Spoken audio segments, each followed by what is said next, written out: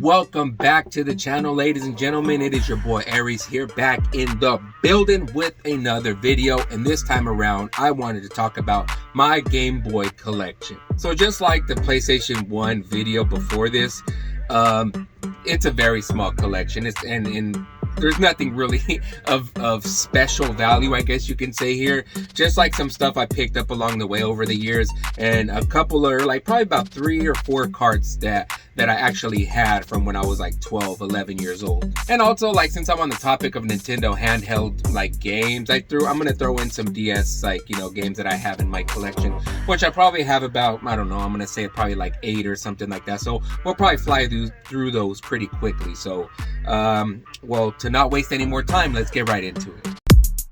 So let's start off with the Mac Daddy, right? The OG of handheld gaming. Alright, the motherfucking Game Boy. Look at this shit, it's huge, man. It's like a fucking gun. Ta ta ta. You know what I mean? And this shit's indestructible too. Like, you ever seen that picture of it in it looks all melted, and I guess like this had survived a bomb blast like in the Gulf War or something like that, and this shit still managed to play. Like, they have it plugged in obviously, but the screen turns on and everything, which is just says a lot and like a huge testament to like the quality of products back in the day, right? Like, you can't even imagine something like that being like such high caliber of quality like nowadays, because this motherfucker would probably run like $200 today, $250, with like half the fucking quality. So, you know, it just says a lot of companies back then to now, and you know how what is it, company greed has gotten the best of them. You know, it's all about more money, which is unfortunate, but you know, we're the dummies that buy it, so you know, why are we complaining? Oh, and by the way, the Game Boy is one of the first consoles that I ever owned, along with Tetris that came with the bundle, and Super Mario Land 2. So, you know, those games and this console is just very near and dear to me, and I just love it, man. You know, like, if I could, I would want to go back and see the look on my face when I opened it up Christmas morning. So first we have Tiny Toons Bab's Big Break. This one I played recently when I bought it a couple of years ago at a flea market for, I think, like $3. But actually the first Tiny Toon game that I ever played was Tiny Toons Buster Breaks Loose or some shit like that. And that one right there is just, it's like you're playing an episode of Tiny Toons. So if you haven't played that one, give it a try, and also give this one a try as well, because pretty much you either play as Buster, Plucky, or Hampton, and you just gotta go, I don't know, help Babs become an actress or some shit like that. Kind of a silly plot, but it's a really fun platformer. And next we have here is Super Mario Land. Ha ha ha. I mean, what is there to say, right? We've all played this game. In the offset, I'm not gonna lie to you, when I first played this game back when I was probably about 7, 8 years old, I hated it. To me, it seemed like bootleg Mario, you know, but it was Mario. It just didn't seem right. I didn't like how Mario looked. I didn't like the levels. I didn't like the music. None of that, dude. Like, I hated like the fire flower. It looked like a little ball bouncing. Like, I don't know. I just was not a fan of this game. But, you know, after a while, I got used to it, and I was like, dude, this thing is better than like I gave it credit for in the beginning. The music is just nostalgic to me now, and like, it's kind of like shit, you know. I wish I would have gave it or showed it a little bit more love in the beginning. Maybe I would have appreciated it a lot more. But what's even cooler is, as an adult, I appreciate it a whole lot more. You know what I mean? So it is super nostalgic to me. The fucking art, look at that shit. Next, of course, just like Super Mario Land, that belongs in everybody's collection, you have Tetris. Ha ha ha. Tetris, man. What can I say? What is one word that comes to your mind when you think of Tetris? The music. No, that's 2 words. What the fuck? Music, I guess. I mean, this is the definitive like version of Tetris. Some people would argue that it's the Nintendo, because I don't know, because it's fucking graphically better, but no. This right here is the OG. This is the preferred, not the pervert. What the fuck? Now this one, on the other hand, I do have some discrepancies with, because I don't know what the fuck they were thinking, and that is Tetris 2. Right away, I fucking hate, not only do you have to, like, you know, find the shapes and put them inside like the slots that's convenient to fit, but then also you got to worry about colors or like designs and shit. Like I don't know. I'm not a fan of what they did in this. It took me a while to kind of get used to it. I played it for 5 minutes and then I was like, okay, I was struggling a little bit. Then I was like, all right, I kind of get it. But you know, you shouldn't be struggling with the game like Tetris. Like they could have did so much more with Tetris. They could have just did better music, and they could have done, I don't know, like backgrounds or something. But I don't know, they kind of went way left field with this motherfucker right here. And it's not a terrible game, but you know, compared to the first Tetris, this is a piece of dog dookie. So next we have Bonk's Revenge. Now, we're all familiar with Bonk and like the TurboGrafx version. The Game Boy version isn't too bad. It's pretty fun for what it is. That's the reason why I actually wanted a TurboGrafx 16 later on in life. You know, I think I was like 19, 20 years old, and I remember that's when I was starting to reintroduce myself with like the retro gaming scene. And I started looking at, you know, like what game consoles that I missed out on. And I started looking into the TurboGrafx 16, and then I seen like, you know, this like game footage of Bonks, and I was like, oh, that shit looks fucking awesome. Like I would have loved that as a kid. So, you know, later on, probably about 10, 12 years later, I got myself Bonk's Revenge on the Game Boy. Obviously, it's the inferior port, but it's still Bonk, and it's still fucking awesome. And next on the list is Donkey Kong Land 2. Now, the reason I laugh is because these Donkey Kong games for the Game Boy are straight cheeks. All right, they're ass. Okay, the only convenience that you get out of these is the fact that you can take Donkey Kong Country on the road. I know they're supposed to be different than the Country series. It's land, right? But to me, I see no difference.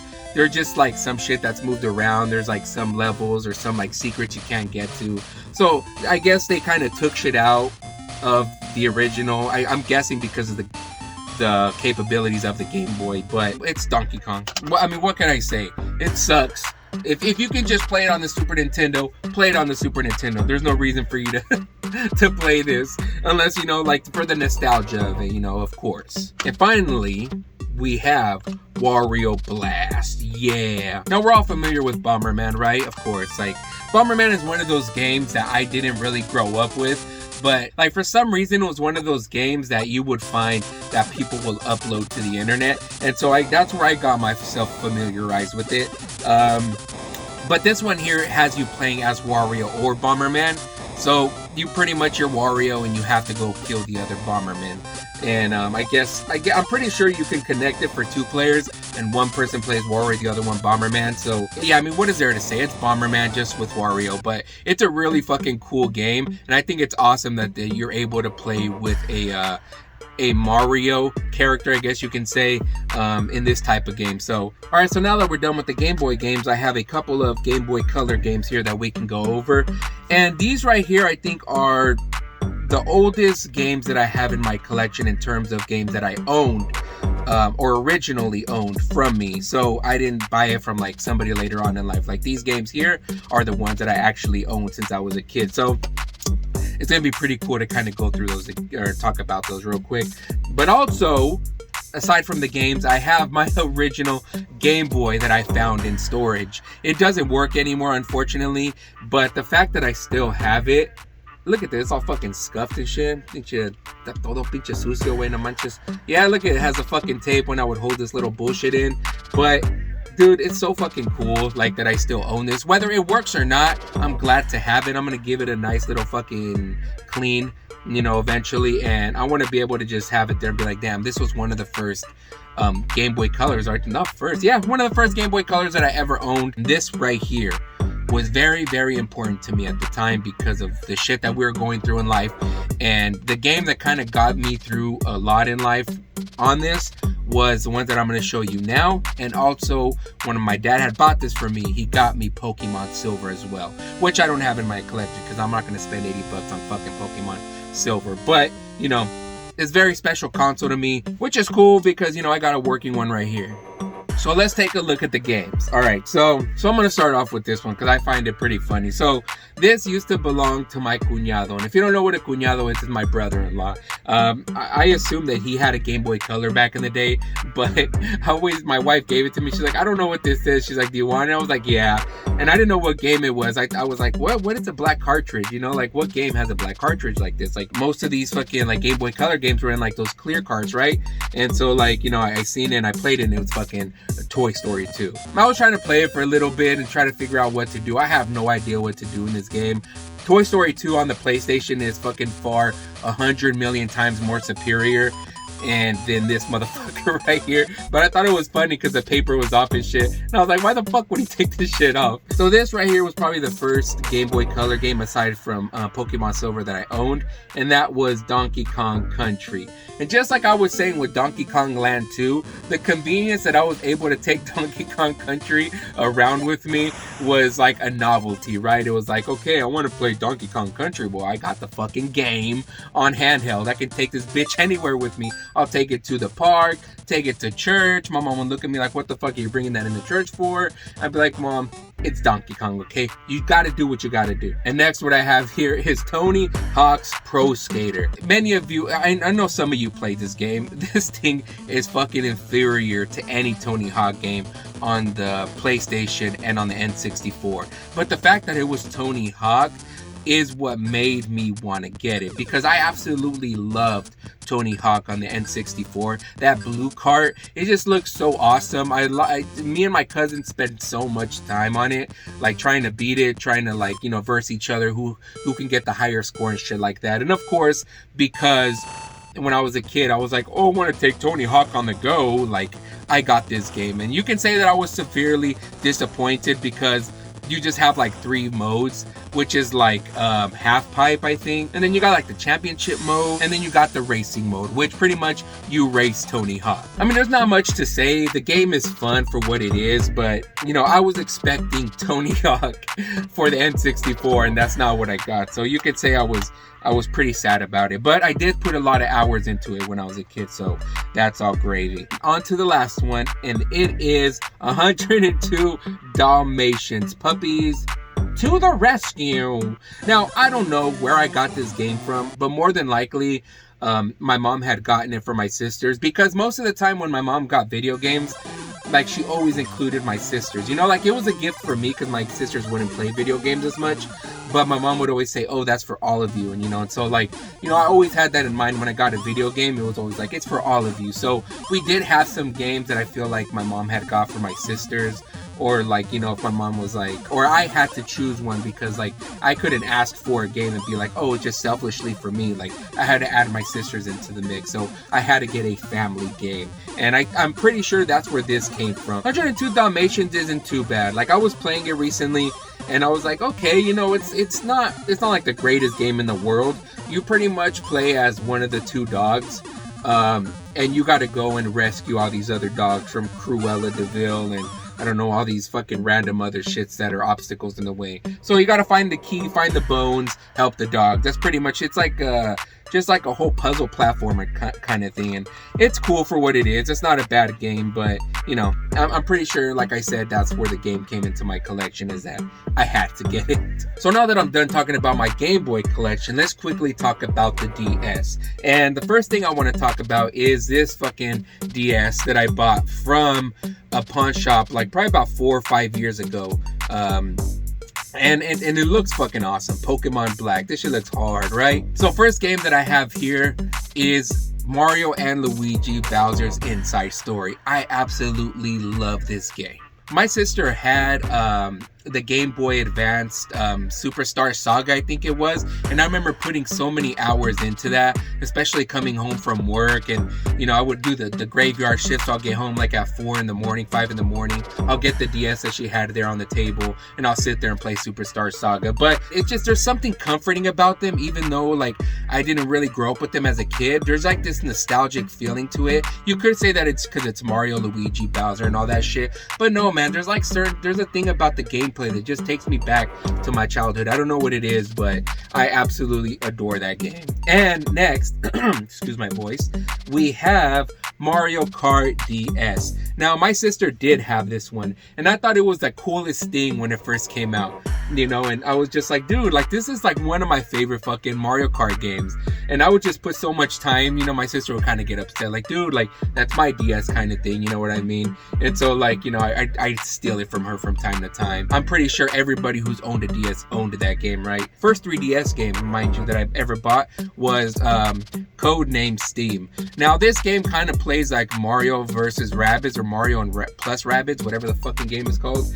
And, you know, it's pretty much a strategy, battle system, RPG. I don't know what you call it, but you pretty much, you know, you only have certain moves to make. You gotta hide behind shit so you don't get hit by the enemy when it's their turn and stuff like that. So, I didn't really get very far in this game just because, you know, like, I ended up doing some other shit or putting, you know, I don't know, another game in priority over this one. But I would like to go back and beat this one because this game is pretty fucking awesome. And next, we have Detective Pikachu. Yeah, this one I only played for probably about 10 minutes.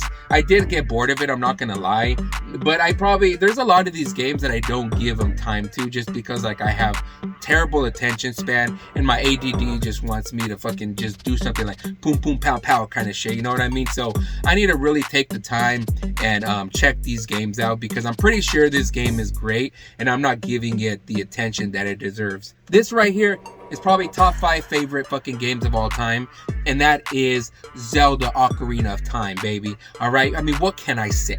This right here, do they call it the remaster version? I don't know what they call it, but the 3D version, I guess you can say, is just the best fucking version of Ocarina of Time.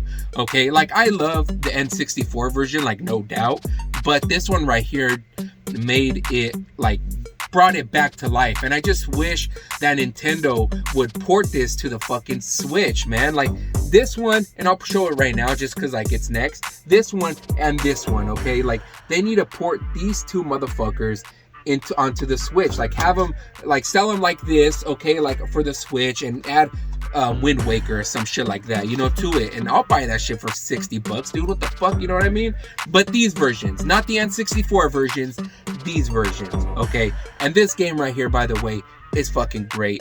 I can't tell you the first time that I ever beat this game with all the side missions actually made me a bit emotional. I'm not gonna lie, you know, I know I'm emotionally a man's man. It's such a beautiful story, dude. Like, this one is too, but this one right here has like this like somber tone to it. Like, it does get pretty depressing, but at the end, like, you feel very hopeful and you feel like, you know, you just saved the actual world from destruction. So moving on to a game that my boy Luke's Awakening just recently played on his stream, and that is Toad, or Captain Toad rather, Treasure Tracker.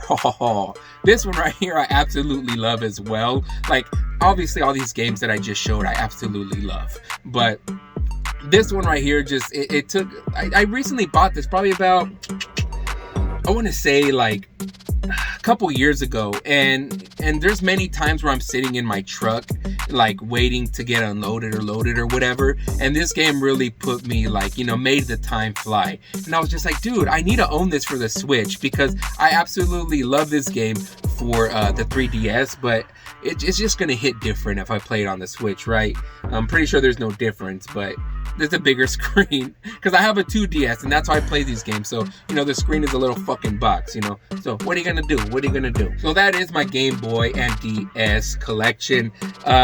What can I say, man? Like, these Game Boy games, especially these right here, look at this, are so fucking, like, nostalgic to me. I would love to own more and play more. Like, thank God for emulators, because, like, now I can hop on and play any fucking Game Boy game I want. I don't actually have to buy the cartridge, but it would be cool to own some carts, you know. And I'm still on the lookout for these, you know, from time to time, even for the Game Boy Color.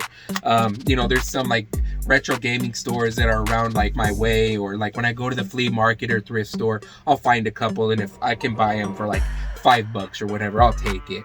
But yeah, man, that's my collection, and that's something I really want to start collecting for again, our Game Boy and Game Boy Color games. Let me know what you guys think at the bottom. Like, one of the major questions: what is your first memory of a Game Boy? What are your favorite games for the console? either for the Game Boy, the Color, the DS, whatever, you know, like let me know what you guys think, because I know this right here is very nostalgic to a lot of people, because it was the novelty of taking games out on the road, and that's what we really wanted, was to play games on the road. Like, these kids now wouldn't understand because they have phones to entertain themselves, but back then, dude, like, if you were able to take games on the road, you were just like, yeah, you know what I mean? So again, thank y'all very much for coming through and kicking it with your boy once again. I very much appreciate it. And until next time, fam, I'll catch you in the next episode, all right? Deuce.